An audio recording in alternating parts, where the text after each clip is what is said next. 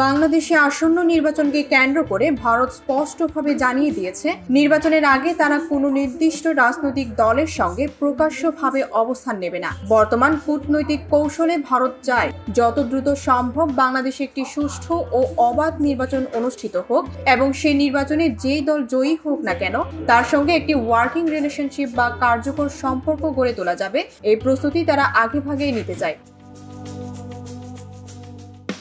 ভারতের পররাষ্ট্র মন্ত্রণালয় বারবার বলছে তারা বাংলাদেশে একটি অন্তর্ভুক্তিমূলক ও অংশগ্রহণমূলক নির্বাচন দেখতে চায়, যেখানে সকল রাজনৈতিক দল ও মতভেদ থাকা সত্ত্বেও সবাই ভোটে অংশগ্রহণ করতে পারবে। সম্প্রতি থাইল্যান্ডের ব্যাংককে বাংলাদেশের নোবেল বিজয়ী অর্থনীতিবিদ ও বর্তমান প্রধান উপদেষ্টা ডক্টর মোহাম্মদ ইউনূসের সঙ্গে এক বৈঠকে প্রধানমন্ত্রী নরেন্দ্র মোদীও বাংলাদেশের দ্রুত একটি গ্রহণযোগ্য নির্বাচন আয়োজনের উপর গুরুত্ব দেন।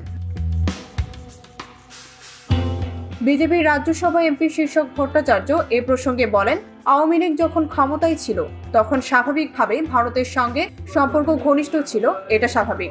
এখন তাদের অভ্যন্তরীণ সমস্যায় অন্য কোনো দেশের হস্তক্ষেপ কাম্য নয় এবং ভারতও সেটি করছে না। তিনি আরও যোগ করে বলেন, নির্বাচনে যে দল জয়ী হবে সরকার তাদের সঙ্গেই কাজ করবে, এটাই ভারতের অবস্থান।